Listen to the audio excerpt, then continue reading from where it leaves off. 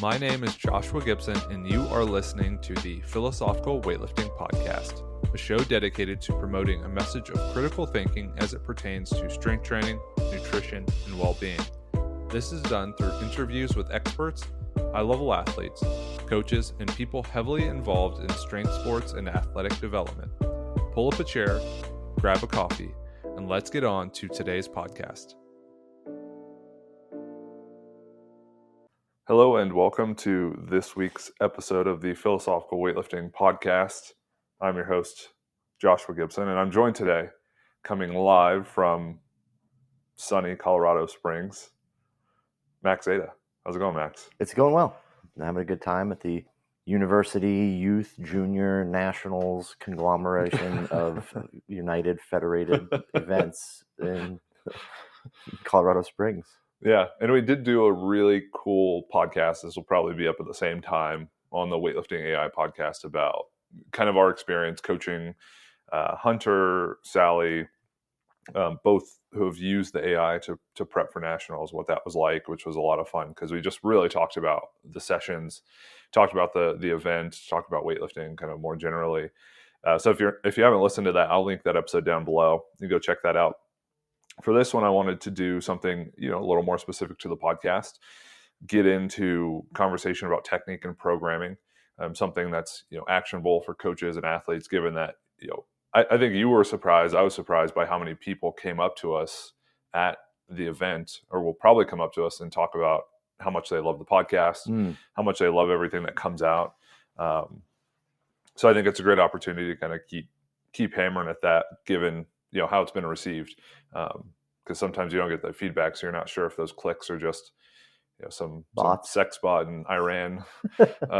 Iranian sex bots. I get those emails, right? Yeah, that's my email is clogged up with adult content that I have no idea how it got there. Must be bots. Must be bots. Look at these pop-ups. How do these pop-ups get on here? And what I wanted to do to kind of introduce this conversation is talk about a few different people, right? So we had Hunter compete, we had Sally compete, we had Sarah, and then we had Matt. And I think they're all kind of distinctly different athletes. Oh yeah. I think given that Hunter's 6'2" and Sally's what, 2'6"? Yeah, 2'6". Hunter is very efficient, moves really, really well, and great technically. He's just not the strongest guy. Yeah. Sally, powerlifting background, deadlifted triple body weight, very strong.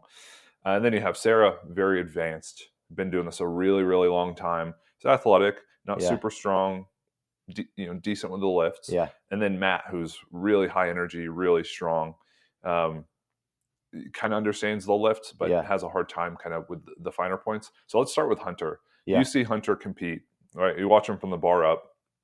You watch him move. You look at his pull. You see how efficient it is, how well he moves.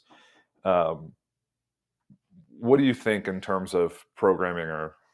Yeah, so I would say as far as Hunter is concerned, the interesting thing I think with Hunter is that Hunter, and if we look at all these people, we just did a podcast with Chris Tabor the other day, and we spoke a bit about like the different strength qualities.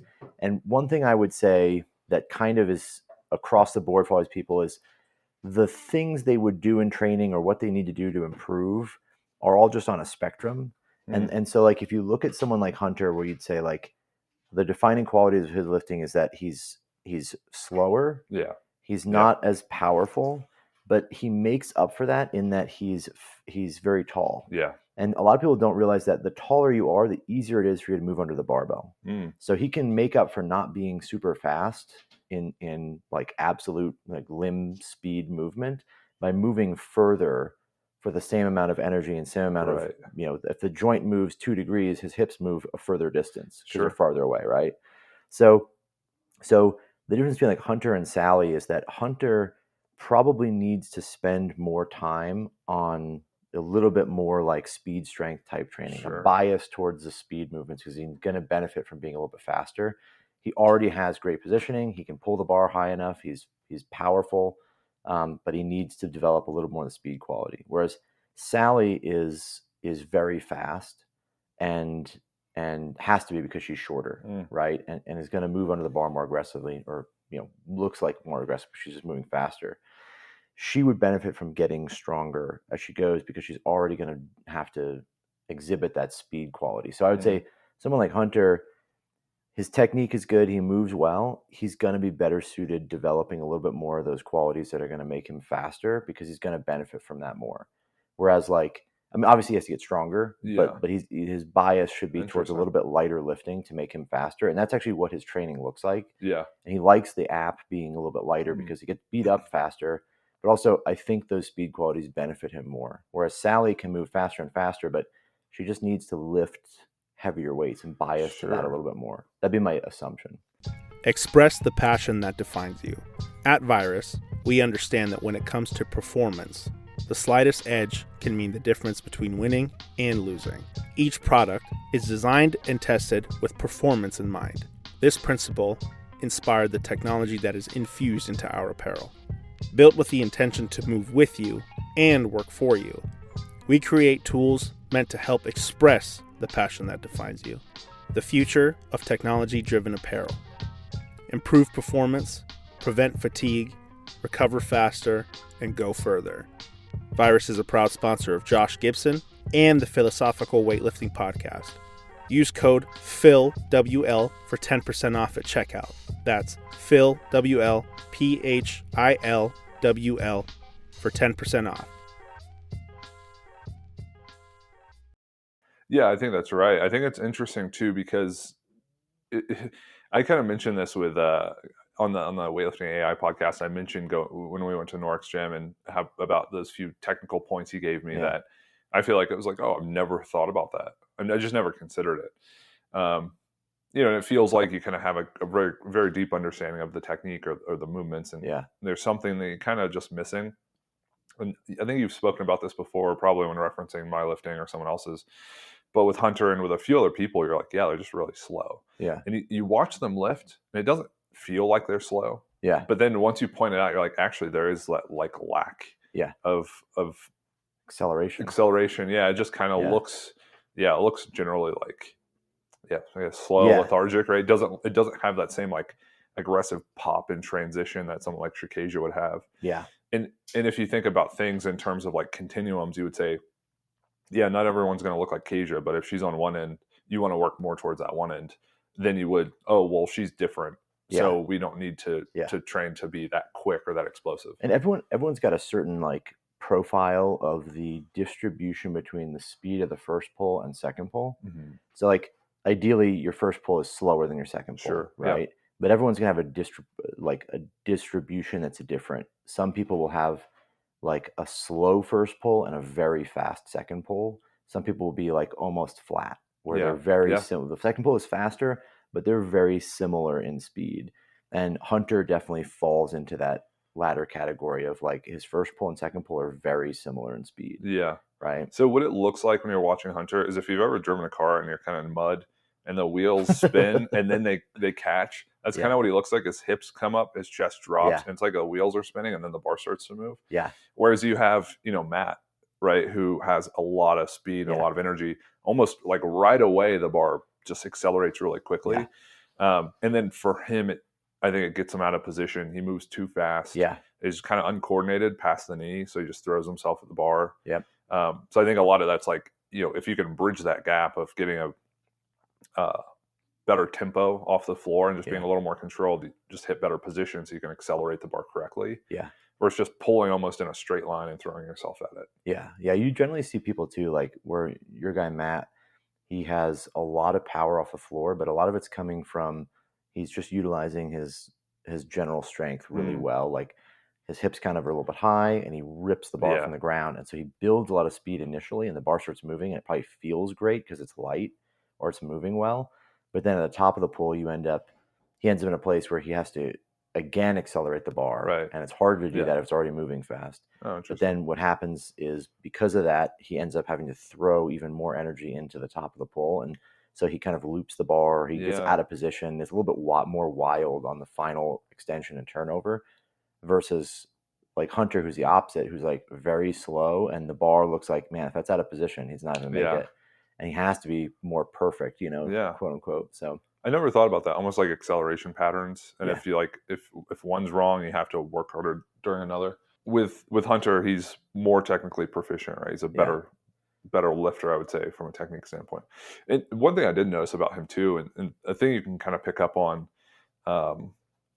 specifically with him, and if people go watch his videos on Instagram, on his Instagram or the weightlifting AI Instagram, you see how it's at bedroom badass 22. Yeah. He trains in his bedroom, or a spare bedroom in his house. He does. He used to train on his patio, but apparently the floor was too weak to hold up. But he moves really well at the top. He gets that kind of Noric finish where it's like super vertical, super straight up. He has a really close pull. Yeah. What's the deal with him kind of dropping his chest underneath it and then collapsing? Because he did that on his was it his first attempt? Yeah, the bar's forward. Okay. So he's interesting because his back is much stronger than his legs, and his femur is really long. So as he pulls off the ground, his to get his knee out of the way, his hips have to rise faster than his chest. Right? Like if his chest is moving at the same speed as his hip, he'd probably run into his knee. Right. And so his hips have to come up a little bit off the floor. And his chest appears to be falling down, but what he's doing is just putting all that pressure onto his low back and allowing his knees to move out of the way so the bar can move in towards him. If the bar was falling forward of him dramatically, I would be like more concerned. Yeah. But it does stay close. But as he gets to the top of the pole, it's gonna naturally be slightly forward on his foot, like this pressure of his weight in the bar. And so he ends up leaving the bar slightly forward when he turns it over. He has a really long femur, short torso, and he actually has very short arms. Yeah. Which is an odd combination. It just looks weird to me. I don't like working out. I don't like it. I don't like it. It's weirded me out a lot. No, he has those proportions, which what happens at the top of the pole is that his shorter arms bring the bar into his hips better. So he's in this place where he's got his arms extended, but the bar's high in his hip, which complements that short torso. Sure. But then the turnover is augmented by as well because it's a little bit shorter, right? He doesn't have to move under the bar as far because his arms are short.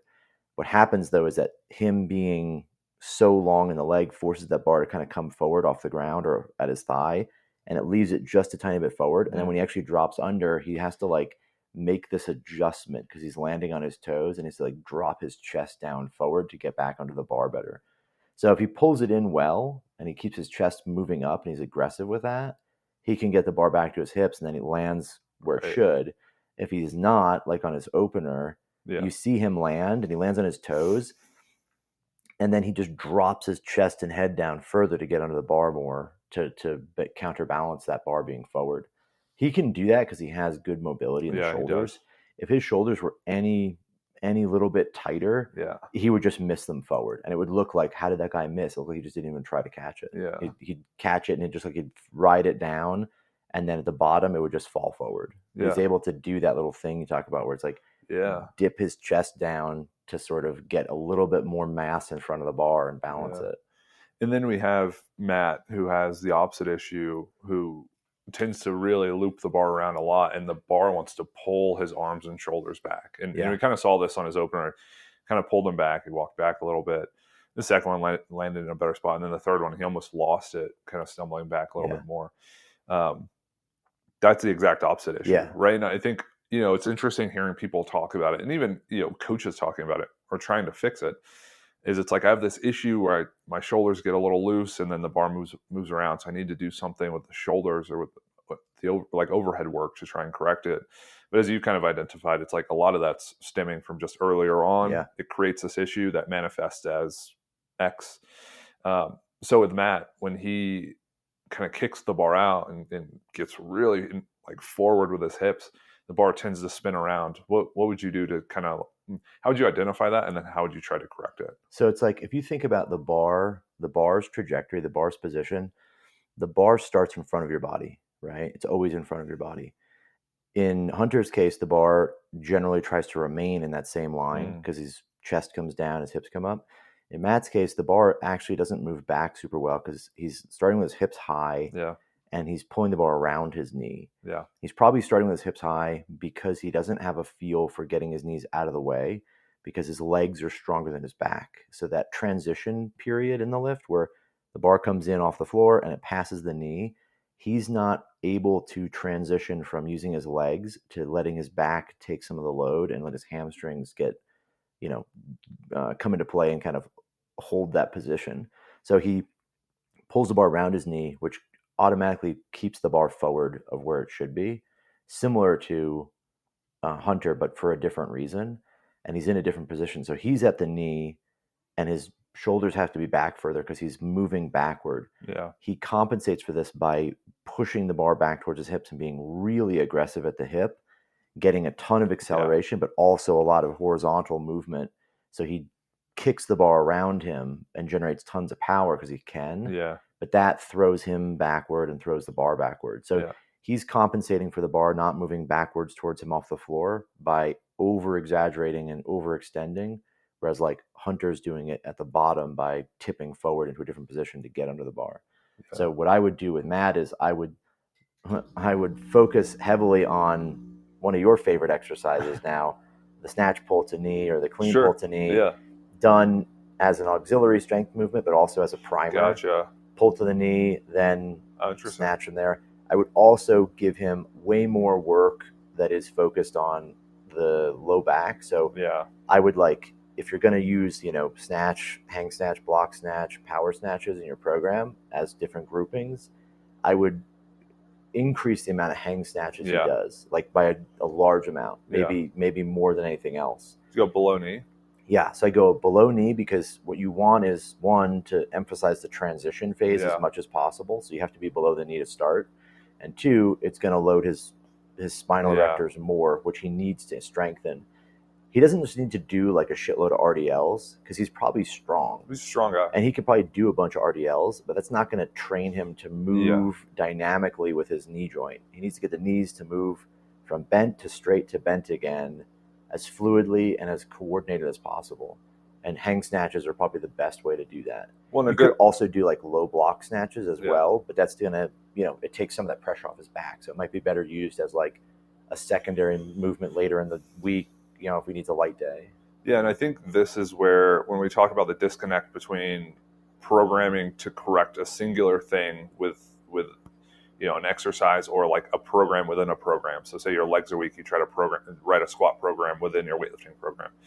Why it doesn't have the most transfer. So I remember when I mentioned this to you, but I did a set of 5 or 6 in the RDL with 203 kilos. Wow. But I would still pull my shoulders back early. 230? In the pull. 203. 203.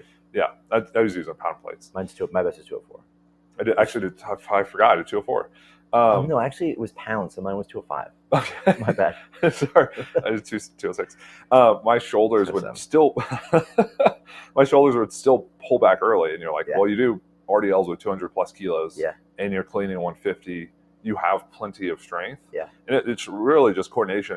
It's being a skilled weightlifter versus being a strong weightlifter, or just generally strong. Yeah, and I think that's kind of where that idea of bridging the gap kind of falls short. Is you develop this quality or this exercise, but the exercise doesn't make you a better weightlifter. Yeah, being a better weightlifter is what makes you a better weightlifter, which is tightening up the technique with more specific exercises, and then making that more specific over time with a snatch and clean and jerk. Well, I always talk about we talk about this a lot. It's there's these kind of 3 prongs that are necessary to address a weakness.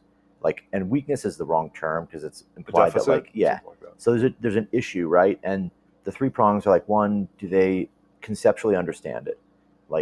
I would look at someone like Matt. He definitely understands it. Hunter definitely understands how to lift. That they're well beyond that point. They know what the lift is supposed to feel like and move like. The second is there a general fitness quality lacking? Do they lack basic strength to just hold themselves over the bar? Do they lack mobility to be in the right position? They're not stable? Those things are all addressed. And that would be the RDL, right? If you just don't have the physical strength to hold yourself over the bar, RDLs would be the thing that would augment that right away. Or you're not going to clean more than you front squat in most cases. Yeah. The third though is what you were just talking about, which is this exposure issue. It's they don't have a transfer of the training methods to the actual skill. And the only bridge for that is SPP stuff, right? They need special preparatory movements that actually transfer to the specific skill. Yeah. And that's where you see like the selection of an exercise is so critical. Like hang snatch below the knee, no feet would be like a great movement that transfers to someone like Matt, because it addresses all of those technical aspects. It modifies the technique and the execution to some degree. Yeah. That's going to push his training in that direction. Yeah. It's going to push his movements in that direction. And it's a matter of exposure, which is like, it's not to say like, oh, do a hang snatch below the knee or do some of that. It's like you have to saturate the program to the absolute greatest degree you can without losing touch with the skill of a snatch, but augmenting the training. It's like, hey, most of our training work now drives you into this direction with the skill component, right? So he's doing way more from below the knee. He's doing way more with no feet. Everything he's doing is moving him in that direction. And the exposure to it is as much as possible, so he actually develops that skill. I think that idea in block periodization of concentrated loading with getting the reps to be the same across exercises, I think it should be more like, what's the exact technical issue the weightlifter has, and then you have like concentrated loading with that. So instead of saying like we have kind of more general exercises, we have a variety of them, and we just make sure the volumes are the same, the duration of the set across exercises would be similar, so it's all strength, endurance, or basic strength. That kind of makes sense. It's like intuitive, but like I think it's just it's kind of missing the mark a lot, because you're not trying to train the specific quality of like muscular endurance or muscular strength. You're trying to train the quality of the weightlifting movement, so that everything you develop along the way has as much transfer as possible. And just from what I found, having this more like simplified approach of we have one special exercise, and then we have one competition exercise. So we have a snatch from the floor, classic snatch, and then we have a low hang snatch, and that's gonna be the combo. It's just not enough. Like, I've never seen that be effective enough to actually change technique dramatically. I think that's one thing that's sort of like it's like this. There's like two stages of program development. One is like this oversimplified thing, like 1 + 1 = 2. And it's not really that simple. It's more of an equation where, like, it's much more complex in that, like, it's like, okay, how much time are you actually spending in the technical exercise and executing the movement the way you want versus the total number of repetitions you do. So if you can say, hey, we do 200 snatches in a month or 300 snatches in a month, how can we saturate as many of those repetitions with some element of the technique we want without doing so much that we lose touch with the actual way the movement is done? And that's why you select from a group of exercises that has a high correlation. We don't use, like we don't use weird complexes that have 15 elements, or we don't use, some bizarre like rubber band snatch, or it's a tight group. We know there's a group of movements that are highly correlated. And then how can we modify those exercises to augment the type of skill we want? If you overextend, how do we get you to not overextend without just telling you to not overextend? Because it has to be something that you're forced to do. Because if you can give an exercise that allows the body or forces the body to do it a certain way, you don't have to cue it. It shouldn't be a conscious effort. It should be an unconscious effort. It should be a physical, like, requirement that you execute the movement in a way that now changes your technique. No hook, no feet is like the most obvious example of this. If you jump forward, don't move your feet during the lift, and you won't be able to jump forward. And you're now forced to do lifts where you don't jump forward. So everything you do in the execution of the lifts is done in a way that prevents you from jumping forward. And the real way to look at it is it's done in a way that makes you drive and extend vertically, and the jumping forward and that issue that was existing before stops existing. And now you're doing tons of work that's saturating your program that doesn't have this technical error in it. That's how I look at it. No, and I think that's right. I think a lot of it is like, how do you exaggerate exactly what you want? And exaggerating just generally means do it as precisely as possible, as precisely as accurately as possible. Because I mentioned, we were talking about no hook, no feet, and like the difference in arm action with that exercise, like feels like you're snapping under the bar, like you're propelling yourself with your arms underneath the bar. There's such a difference in speed. It feels exaggerated.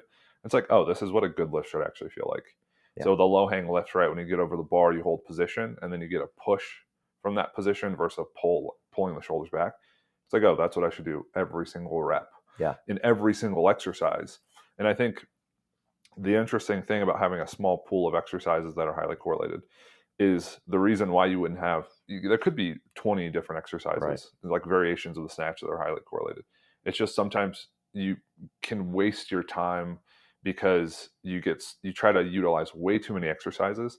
And I think variation in exercise selection is largely due to like how sensitive you are to that exercise, right? So if you only do classic snatches, it's not going to have as much of an impact if you kind of get away from it and bring it back in, just because you kind of mute like your sensitivity to training. So if you go low hang snatch, block snatch below knee, or block snatch above knee, and then you go back to the classic snatch, you don't have to cycle through 10 other variations to get back to the classic snatch. Yeah. You don't have to be good at every single variation possible. It's like you just have to get as much out of it. And when you're more sensitive for it, again, you can kind of cycle back to it or utilize it in a different way. Yeah, very much.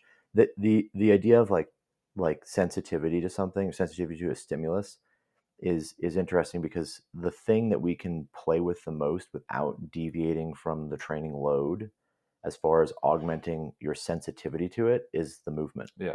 We can change sets and reps, but we're limited in like we can't deviate from singles, doubles, triples, maybe fours, because like we have to be in a certain range. Like we know the training load that's required for weightlifting, but we can remove an exercise temporarily or switch an exercise temporarily and gain that novel exposure again and have this novel experience, which increases the sensitivity, right? Or you're going to be more sensitive to it. So that allows you to sort of rotate through more exercises, deviating from them slightly and regaining some of that. Or what it does, it allows us to to play off of that novel exposure sort of effect. And you can do a little bit more training volume. You can do those exercises more regularly, and it keeps motivation and your fatigue management in check to some degree. Yeah, and I think people sometimes can lose sight of how important it is to change the variations you're using, because you think of, and I guess this is where that idea breaks down of like, if I do RDLs, I'll get stronger and I'll be able to stay over the bar better. It's like you're training a physical quality, right? You're trying to train for muscular size. So you're saying like, I'm going to do these exercises. It's a hypertrophy stimulus. And then I need to change exercises because the exercise gets dull.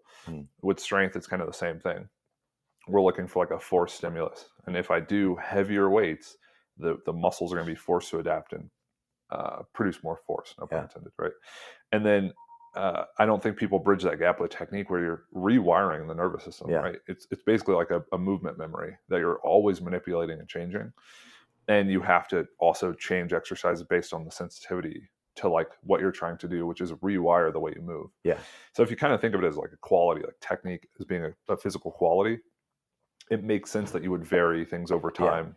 And you wouldn't have the same approach all the time, because you wouldn't have that if you're trying to build more size, right? Yeah. I also think there's something lost in like, I think the block periodization model or like the pseudo block periodization model that exists, where it's like, we're doing a strength phase, we're doing a this phase, we're doing a that phase, gets into this place where it's like, okay, we're going to do, this exercise for 4 or 5 weeks at these reps and sets. We're just going to keep pushing on it and it's concentrated loading. Right. But it is the worst way to address development of technique or this, like you said, like this rewiring, because you're concentrating the loading to something very specific, very narrow in spectrum from technical standpoint. Yeah. And so even though it might be the right movement, it's not comprehensive enough. You don't give enough variability that the person learns the new skill more deeply, right? And so you get like, we see it, right? It's like, it's obvious, anecdotal, right? You look at like LSUS, right? And this like, shrugs for days and 10s and 5s and 3s and, go from the hip, go from the knee, go from the floor.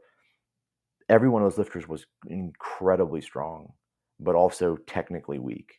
They just were sloppy sounds like a negative word, but they were Yeah. there was a lot of variability in their technical execution, right? They're incredibly strong, and it always looked like, oh man, if they were a little sharper, Yeah. they'd lift better. But like they couldn't get sharper because they had to spend all of their energy on developing tremendous strength. Yeah. And so it's this weird trade-off. And we know if it was as easy as like, oh, here's your issue, do this exercise and it fixes it. Yeah. Like that's just not the case, because then Yeah. this would just be the easiest sport in the world. Everyone would figure out what the movements were for the issues, and everyone would figure out the best way to build your strength up. And like all weightlifters would just have humongous squats and giant deadlifts and all this, and there'd be one program that exists. But it's not the case, right? We look and there's many varied programs out there that are somewhat successful. And so you have to look at it from the perspective of like, what is it that they're doing to play in this place where they're, during certain phases, augmenting the skill and improving the skill of the lift, developing the strength they need, and at the same time coordinating all these things to actually produce great results on the platform. Would you say that weightlifting is, and I think sometimes it's a misnomer, but people call it a strength sport. Yeah. Would you say it's a more skill-based sport than it is a strength sport? Yeah, I mean, like, strength is very specific to skill, right? Like, like that's the definition of strength, right, is like it being expressed in a specific context. So it's like, I think weightlifting is a very high skill sport compared to like powerlifting. But it's not nearly as complex as something like, shot put or hammer throw or something, right? Where there's just a little more finite skill component there. I do think it's a strength sport. I mean, I think like you have to be exceptionally strong. We know that force production is critical as the implement you're moving increases in weight. Like, and the barbell is the thing that keeps going up. Whereas like in shot put, like the weight of the object stays the same. So there's diminishing returns to increasing your bench press, right? Yeah. In fact, negative returns, right? Whereas in weightlifting, like being stronger increases the ceiling. Yeah. Right. Having a 270 kilo front squat increases the ceiling for which you can clean and jerk. But the reason you only clean and jerk 150 is because, your exposure to the skill is so low, or your skill is so poor that you're not able to execute with that kind of force production. Hey, what's up, weightlifters? Danny here, founder of Onyx Weightlifting Co., a leather accessories company specializing in weightlifting gear. In our shop, we make gear that doesn't get in the way of your performance because we understand that hitting lifts requires your full attention. Our straps, wrist wraps, and belts are designed to be comfortable and reliable, so all you need to do is make lifts. Thanks for listening to our friend Josh's podcast. You can continue to support him by visiting our online shop at onyxstraps.com and using his code PHILWL. That's PHILWL at checkout.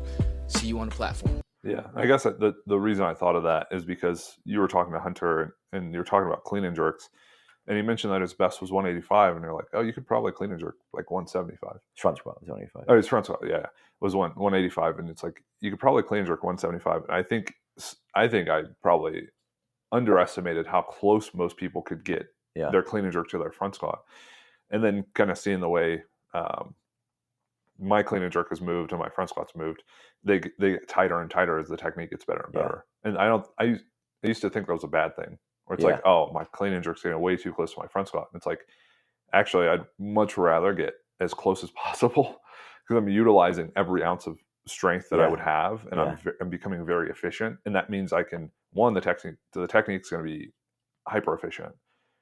The weights aren't going to just bully me around. Right. And then also, I think that simplifies the equation a little bit, right? Because if your strength is somewhat a limiter because your technique's really inefficient, right? And your technique's really inefficient, it's like suddenly you're trying to change everything all at once instead of, I can clean and jerk my front squat. Should probably change that. Yeah, I look at the analogy I would use is like, imagine you're on a beach and you're building different piles of sand, different sandcastles. Each sandcastle is a different movement, right? So say like one sandcastle is your front squat and one is your clean and jerk. As the tide comes in, the bigger you get the pile, the more of it gets pulled away by the tide, but you still have a big pile. Yeah. So if you're spending all your time building your front squat pile up and your clean and jerk isn't going anywhere, It's like, the tide's coming in. Like, this is like you're just devoting all this energy to try to maintain the size of this pile of front squat. Yeah. When like the clean and jerk is just neglected. Yeah. Alyssa Ritchie, when I coached her best front squat, her best total was like 180-ish, and her best front squat was 114. And we pushed her total all the way to her best total was like 175, and front squat was 114. And then we pushed her total up to 190. Wow. And her front squat went to 115. And like, we didn't even, it might have been more than that. We didn't even test it. We just stopped. I just stopped wasting time doing so many front squats. But the volume of cleans she did and clean and jerks she did went up significantly. And I think that's one of those things where people look for that shortcut, right? It's like, oh, okay, like, well, what's the trick here? Oh, you just get a giant squat. That's easy enough. Like, that's the way to be a big weightlifter, And so they just do that. Or they look at it like, oh, you just go heavy. That's it. You just gotta be tough and go heavy all the time. Yeah. You just keep missing these things. It's not as easy as, it's not a simple formula of this plus this equals results. Yeah. It's like 5 variables you have to manage well and keep in balance, and then find a way to coordinate so that the end result is timed right. Yeah. You could train great. I mean, we just saw it in the 96As. There's like 6 bomb outs. Yeah. I'm sure all those guys train their ass off, right? Yeah. You see some guys lift super big in training, and the training is looking awesome, doing, 340 totals plus, and then they bomb with, 10 kilos under their best snatch. And it's like, that's not like, you might have a bad day, but that's a catastrophic day. Yeah. A bad day is like you press out your last snatch, or you make a bobble, or you make 1 or 2 for 6, but like completely missing all those things is like, all 5 or 4 of those 5 variables might have been great in training up to it. And then the last one, the coordination of doing this all and peaking and hitting a meet was a failure. Sure. Yeah. So kind of getting back to the point, like the strength sport, like it's a combination of so many things that strength sport is the definition. It's the parent category, but it's a very it's an orchestrated event of multiple factors that have to come to play. Right. Yeah. Yeah. Yeah, it's a really interesting point. Do you think, and we talked about this because I was asking you about like power training, which is like low load, high velocity training. And I was thinking maybe more specifically for the upper body, given that the lower body gets, depending on which exercise you use, it's like some power training. And you're like, yeah, it could make sense. And I was like, okay, well, when would you do it? And you're like, well, it's more general. It's like, well, the adaptations, I wouldn't imagine would last long or would like really be meaningful early on. It's like you're not really trying to be as powerful as possible at the start of a training block, like a macro cycle. So it's like, then would you do it towards the end? And it's like, well, maybe you just have more concurrent training throughout. So maybe you include a little bit of it throughout. Is that kind of the same idea with the squat? Are you looking to like peak the squat early on? So this is funny because I was going to ask this question yesterday, and so if you think about this, like when I used to program a lot, like I used to have this in my mind, like, okay, the plan is to basically do our like the squat program within the weightlifting program, which I really hate. Yeah, is like the goal is to basically hit our 1 rep max squat, the last heaviest squat. Like we want all of the adaptations of the squat training to basically be realized like 3 weeks before the competition day. right. Because from that point on, all we need is maintenance loads in the squat to maintain that force production. But also it's one of those like safeguards in my mind of like, let's decay any potential fatigue that still exists from squatting as part of the peaking phase, because the squatting is probably one of the most fatiguing elements of the program. Yeah. So we want to decay as much of that as possible. And if we're a little bit early and we decay too much, no big deal. Like if your squat is not the strongest it's going to be at the day of the meet, no one cares. Yeah. Like that's not gonna, that shouldn't be the limiting factor. But also there's, potentially like a delayed effect where, that 1 rep max at 3 weeks out, or, wherever your maximum squat is 3 weeks out, taking that time off and completely recovering is almost like a taper for the squat as well. Yeah. And then you end up in a place where day of the meet, you come in and you're in really good shape and you've decayed any fatigue from squatting, and you're in a place now where you can realize your full potential, Right. and you're going to have, eliminate any fatigue from squatting and gain any potential long-term adaptations where, you might get some fiber type changes or whatever it is, right? That manifest themselves at that final, 3 weeks into the meet. So I was going to ask you this question more from the perspective of like, if you think about the training cycle within just the squatting early on, we talk a lot about this, like the idea of like hypertrophy phases, right? Yeah. Like really what it is the style of training to develop hypertrophy is to maximize like the RPE, right? Like you need to be close to failure in the efforts you're doing in the number of sets. The more sets you do closer to failure, the more hypertrophy you're going to build. The rep range is almost irrelevant, right? We know this. It's more of a practical application. Like it's just hard to do. It would suck to do 10 triples at like RPE 9, right? That's like fucking kill you. But you could do that as a hypertrophy phase if you hated yourself. There's also like metabolic effects that we would miss from those low reps. But from the perspective of like your squat training would almost look like really hard squatting early on. These high RPE sets, lots of this.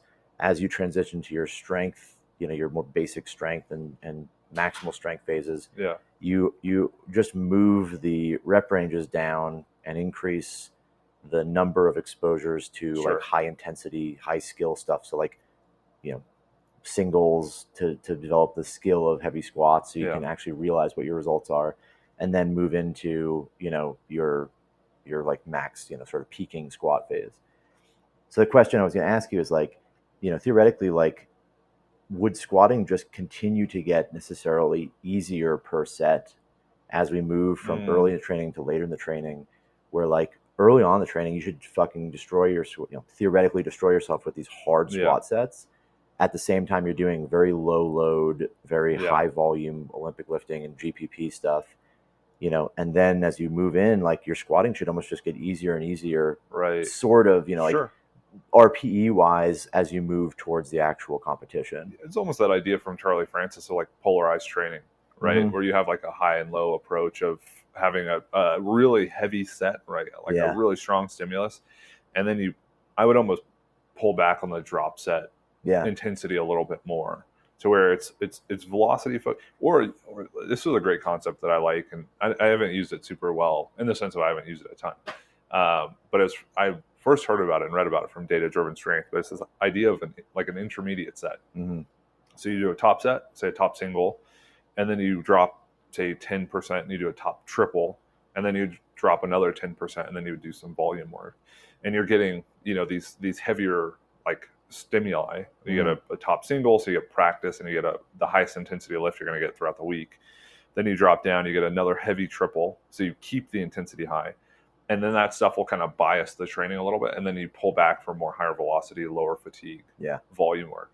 And I think maybe you have everything kind of is in the middle at the start, and then it starts to differentiate as you get closer and closer to the peak, where things start to spread further and further apart. So you have maybe at the start, everything's straight sets, or maybe you do a top set and down sets, or you do like ramp sets where you just build up in 5, so a heavy 5, and then come down a little bit. And then you go top set, maybe an intermediate set, and then drop sets. And then at the end, it's just like a top set.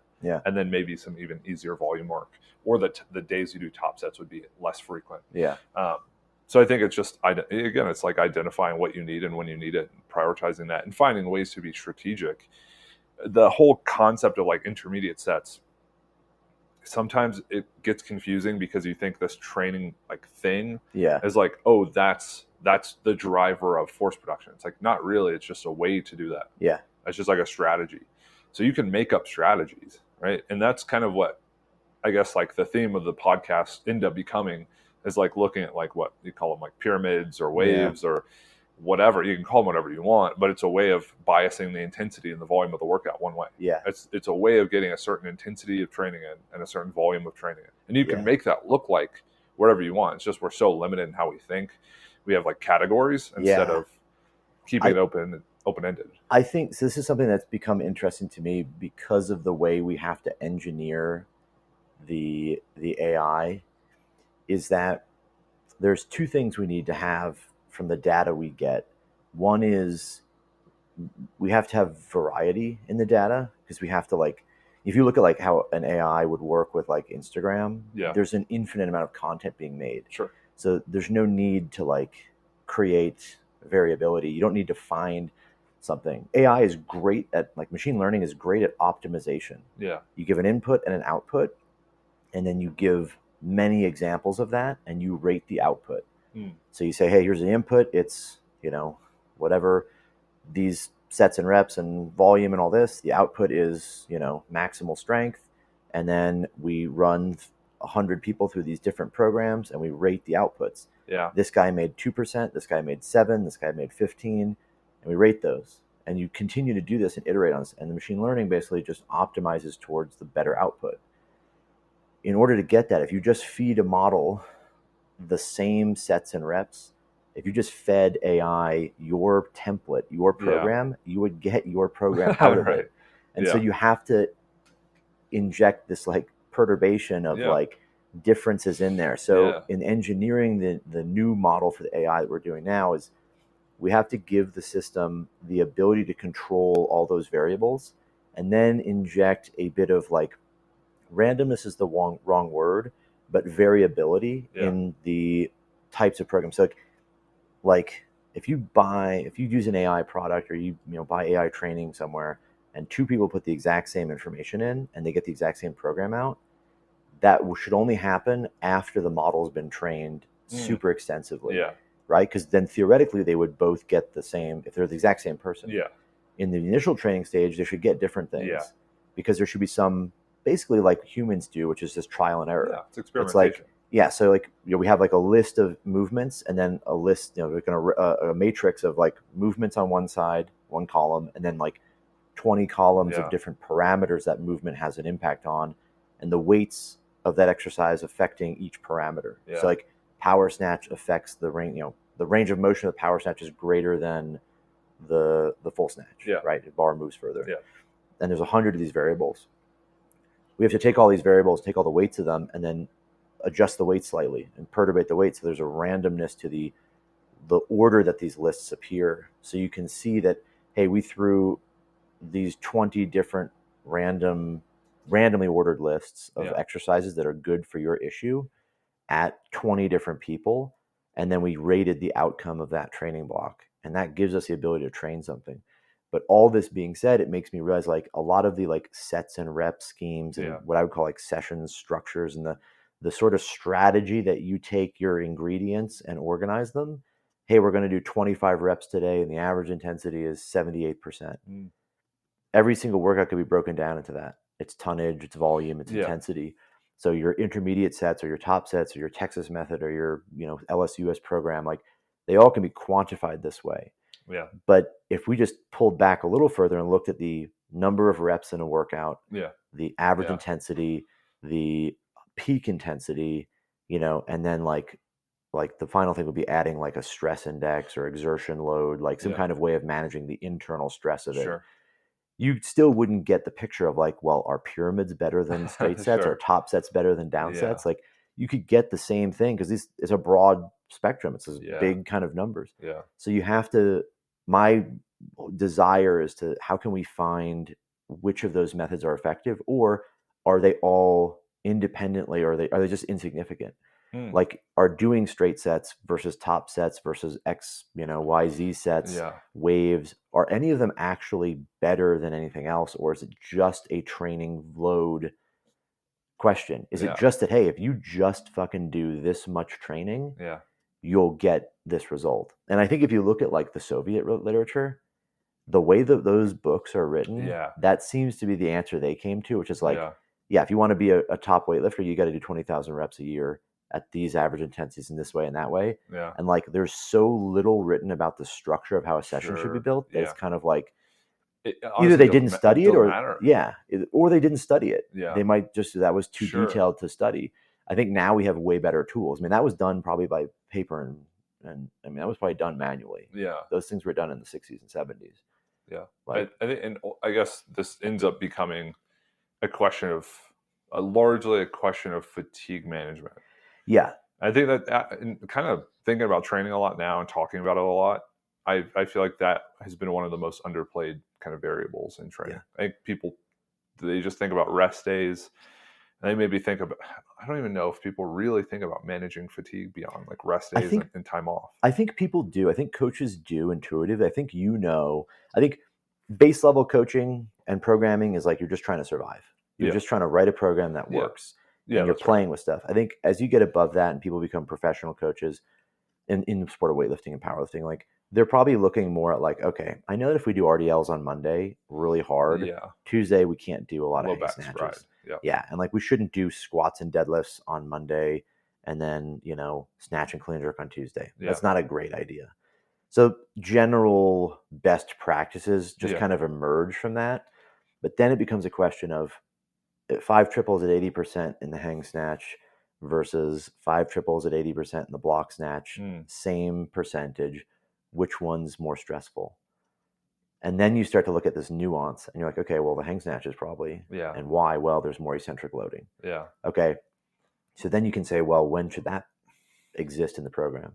And then is 5 triples at 80%, that's 80% average intensity in the hang snatch. What if we did, 2x4 at 80%, 3x3 or 3x2 at 82%, and then, a drop set at 75% for 5 doubles. I mean, those numbers don't add up, but like same volume, different steps of intensity, different rep schemes. Which one is more stressful than the other one? Right.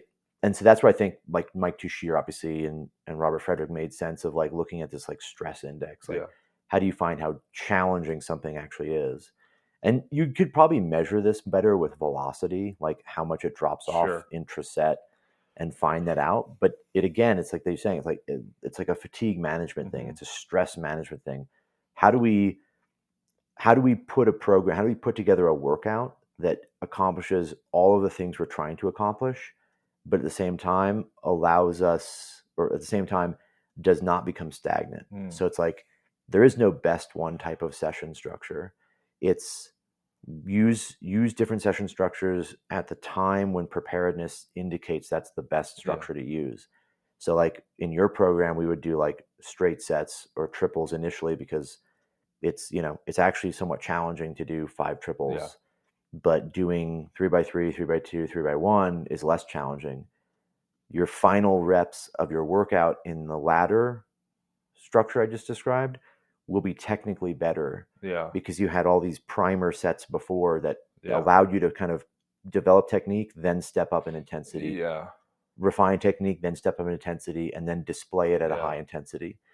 But that's not necessarily the most appropriate for developing endurance and general work capacity, right? So it's like there's a nuance to these things. I don't know how many people think about this, but like there's a nuance to these little things. Like how do we build a workout that's just a little bit better suited to the goal, the outcome, right? Which I guess that point, and to backtrack for myself, I say people don't understand fatigue management. You're right. There's a lot of like intuitively understanding it. I think it's just like that next logical step, which is kind of what you're mentioning. It's like, I think people get it. It's like, we're not going to do RDLs before we snatch. Like that wouldn't make sense. So like, at that level, I think people have a good grasp. I think it's just beyond maybe exercise order, or like session order. So then I would say, to that point, too, you have to be prepared on different levels. So you mentioned having like kind of straight sets to develop the capacity to do a certain amount of training, and then it becoming easier with heavier intensity sets later on. It's like, but you kind of have to be in shape to do that too, in the sense of like you have to be able to handle heavier loads. And then my last thought, right, as you were wrapping up that, is like training is an interactive process. And it's a lot of work, and it's a lot of work on every level. So I'm actually writing an article about something we talked about a long time ago, where you said like you walk into a training session to watch someone lift. There are 3 things you think about, or 3 questions you ask. It's like, I don't remember exactly what they were, but it's like, what kind of shape is the person in? Can we do more work, and can we go heavier? Right. Or like, how much work do we need to do, and how heavy can we go? It's like you ask these 3 questions either explicitly or implicitly, and then you create a session based on that. And you say, do you look terrible? We're going to manipulate it this way. Or you look great, let's push it a little bit. And like that's coaching. And then as someone lifting, it's on that second triple is a little off. On this double, I need to make sure I tighten it up. On that single, it's got to be even better. So like, where are things breaking down? How can I prevent that, or how can I improve it? Instead of like, you're not just doing work to do work. Yeah. Because if it was just doing work to do work, it's that concept that Mike Teixeira's put out about RPE stops. Yeah. Like, start at a certain RPE, do sets until you hit a certain like exertion. It's like, what does that improve? It improves work capacity. Yeah. It literally just improves your ability to do work. Yeah. So like, training's not just doing work. So it's like the management of all the work, and then the quality of all the work, and making sure you can tolerate it, which is fatigue management. Because if you have the sink on full blast and it's overflowing, it's like you can't tolerate all the stress. You have to be able to process it. It's also like, I know from personal experience, training as hard as you fucking can doesn't have the same returns as you think. Yeah. And so like, it is a question of like, how are we organizing and manipulating variables to achieve a greater result than just the volume of work we've put in? Yeah. Right? How can we make 100 reps at a certain intensity more effective than another 100 reps at the same intensity? And I do think there is a way to do that. Sure. I from my personal experience, I know there's a way to do that, right? It's not just sheer volume and intensity. Yeah. Like, that makes the biggest impact. Obviously, if you go from doing 100 snatches a month to 300, your snatch is going to go up. But there's a limit. And we have evidence that points to this. Like, there's a definite point in someone's career where volume can't increase because they just can't tolerate more. Yeah. So you have to intensify the training. Yeah. So you have to start making it heavier. And how do you manage that? And then like, how is that process done? The thing that's interesting to me is, at what level do you create input-output tests? Is it the session level? Do we say, okay, at the beginning of a session, we're going to test vertical jump, and we measure that, and we use that as a proxy for readiness? Yeah. And then at the end of the session, do we measure it again? Yeah. Like, how do we incorporate testing? Yeah. And at what level of granularity, so that we can get the greatest possible data on this? Yeah. Because if you do like testing at the block level, like, that's effective for an entire block, but like, maybe it should be at a smaller level. Maybe the testing should be done at a week level, like a microcycle. But then it's like, microcycles are just portions of blocks. Yeah. And so halfway through a microcycle, or 2 microcycles in, like, you're testing, you're getting data back that's indicating really bad things. But you have to gloss over that, because the expectation is that it should be down, or so it's like, it's this funny thing. So how do you actually test the efficiency or the effect of different session structures? Well, and that testing at the end of a microcycle or at the start assumes there's this linearity to training. Right. At the start, you're going to be the least fatigued. You're going to do a week of training, and you're going to be in the exact same shape. Yeah. Or like an improved shape at the end of the week, because you process that training as it happened. It's like, things just don't work that way. Yeah. Which is why Mike Teixeira, for his approach, tried to simplify things as much as possible. It's because it's so hard to get a read on how someone's adapting to training. Yeah. Qualitatively and quantitatively, if they tell you they feel better and they move better, and then quantitatively, if they're doing more weights or doing weights more efficiently or at higher speeds, which I guess would be efficiency, but it's not as simple as like these very distinct pinpointed time points are when we test. It's like, then would you have more frequent testing to try to catch it? Well, so then the question is the assumption that performance could deteriorate before it improves actually correct? Like, it's it is. It's just like, what's the timeline? Yeah. And so it's like, so like we take the assumption, we know that fatigue will, in the fatigue fitness model, right? We understand this. Yeah. But like, if we were to say, okay, we could film every lift and grade every lift on a score from 0 to 100, right? On technical proficiency, based on a technical model we're applying to it. And you did all these different types of sessions, structures and triples and, straight sets and pyramids and all this stuff. And you graded the outcome of each one of those workouts. Like, you started in the first set, you were doing, 75 out of 100 points on your snatches. By the end of it, you were doing 65 out of 100. And we could build a model for every person as to what is the degradation of their technical qualities throughout the workouts. And you could rate it and grade it and say, okay, we know that these types of sessions degrade your technique faster, or have a greater impact on the degradation of technique, versus these sessions don't have that same degradation. Sure.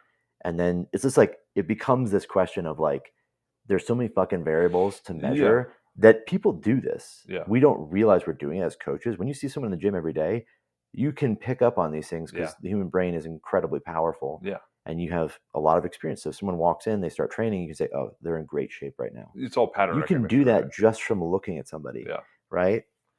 Making a computer do this, making software do this is ridiculous. But it becomes this question of like, how can we take this process and engineer it in a way that we can actually develop meaningful tests and build meaningful things out of this so we can improve everyone's ability to write programming or to do program or training, right? Like, how can we say, like, hey, these sessions make way more sense without it being just anecdotal? Yeah.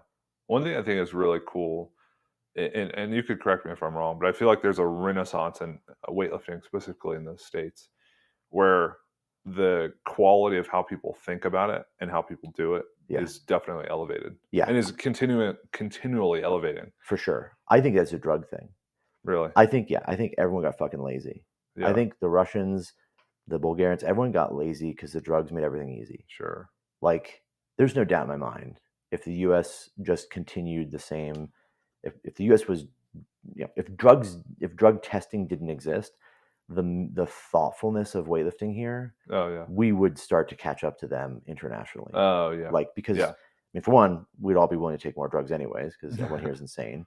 But also, like, like, we would be more thoughtful about how to drive that, because the U.S. is the commercial side of things drives competition a lot, and like, there's a reason why, like, Spencer versus Dane versus myself, like, we're all trying to find better solutions so we can win, right? And I think that happened there, but to a degree it stopped. I think that's why China did so well. China came up and they probably applied this much more thoughtful approach of like finding the exact answer. They built a system out of what they needed. They were not good for a long time, and then they became good when they developed their own training system and methodologies. And so I think, like, in the US, the coaches have to be much more thoughtful because they're working with limited, material. They can't just, take a kid at 16 or 14 and pump them full of, steroids and then drive results really high. And, now he's like, 19 years old, clean jerking 220. Right. I think the tough thing about it is from the lowest rung or the lowest level, I feel like coaching quality, or at least like intentionality, is improving. Yeah, way more. I feel like everyone wants to be a better coach. Everyone wants to use the most informed methods to do that. The thing that's really not sad, but a shame, is that we don't have a process by which we can get people there, because there's interest. How many, you get all the episodes we've done that have been like training talks or just podcasts we recorded get over 1,000 downloads. So you have at least 1,000 people who care enough about training to click on it or download it. And, from my standpoint, it's been a lot of work to at least understand weightlifting to the point that I do now. And I'm sure you feel the same way. It's been a lot of work. Can people, one, do that? Do they have the opportunity to do it? And is it likely that it's going to happen? Yeah. And you would say, well, although this can't always be true, so people are going to miss out. Well, then how do we keep them from missing out? So, how do you build some sort of system or process by which coaches become educated and are able to level the playing field across, so that everybody, because you go to nationals and you're like, this is the best of the best, and you watch them lift and you're like, a lot of these people are rugged. The technique's pretty rugged. They move well. They're really athletic, really strong. You're like, man, I wonder if all of them moved perfectly, what those competitions would look like. There was no misses. If there's no very bizarre competition. It'd be a very interesting meet. It'd be, you might miss on strategy, but you wouldn't miss just because you loop the bar. You throw your hips at it and you loop it. Yeah. So I would love to, and I know you've thought about like coach education, and from a commercial standpoint, it's like, how do you make a lot of money in weightlifting? But it's also, how do you just elevate the quality of coaching? I think this is definitely going to be a thing, because we've talked about this so many times that, like, we're going to build a coaching certification. I think there's just no way around it, which is to say, like, we would develop a coaching education system that is revolving around a certification. And we always talk about, like, there needs to be testing. There needs to be a way to grade and to, like, you can't just have a bunch of facts on a sheet and you memorize them and you take a test and you pass.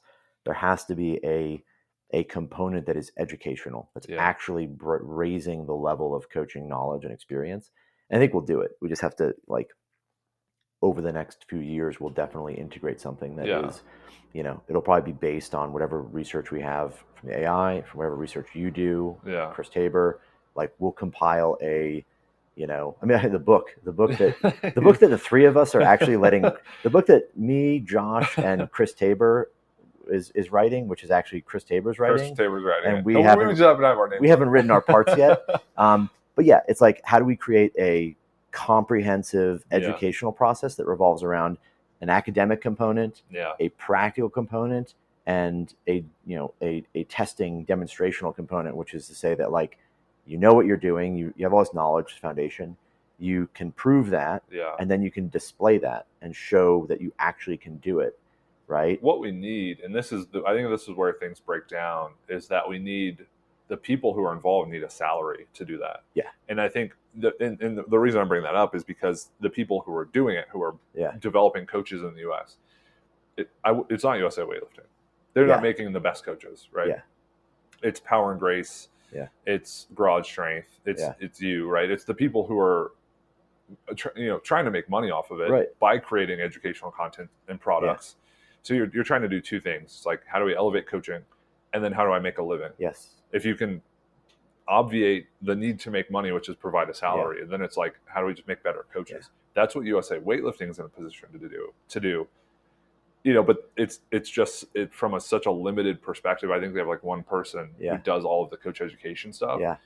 I just don't think that's realistic to elevate the quality of every coach in the U.S. And not to get too far down this rabbit hole, but like, USAW, largely the number of coaches they're certifying every year, those coaches are not bringing new athletes in. Most of them are like NSCA people or personal people that are taking that knowledge and doing something else with it. So what you need to do is say, like, the thing that drives everything, the grease, is money. You have to have profit from things you do. And like, the cool thing is, when you start to make lots of money, then you can cycle it back into the things you really think are necessary and you want, right? USAW, like, they did this whole like high performance team bullshit with these, like, the biomechanics stuff and the force plates, and did all these camps, and none of that information trickled down to anyone else. And to me, that's just like you did all that money and time spent on that, and no one benefited from it, because the high level coaches either already understood it, or they get to that point and it's like marginally helpful to them. But like, that knowledge could be compiled into documentation and education, and like regular monthly newsletters from UCW, new research. Like, there's all of this exists. Like, it could be compiled and driven down, and like, the goal should be like, hey, the coaches that had the most bomb outs, reach out to them and send them information and say, do you want help getting better at coaching? Like, that should be USAW's job. And there's a shitload of stuff they have to do. They got to run a meet. They got to do all this. But like, that's the process of, like, the more we invest and reinvest in the community and in the coaching and raise that level, the better it's going to make everybody, right? You're going to get more.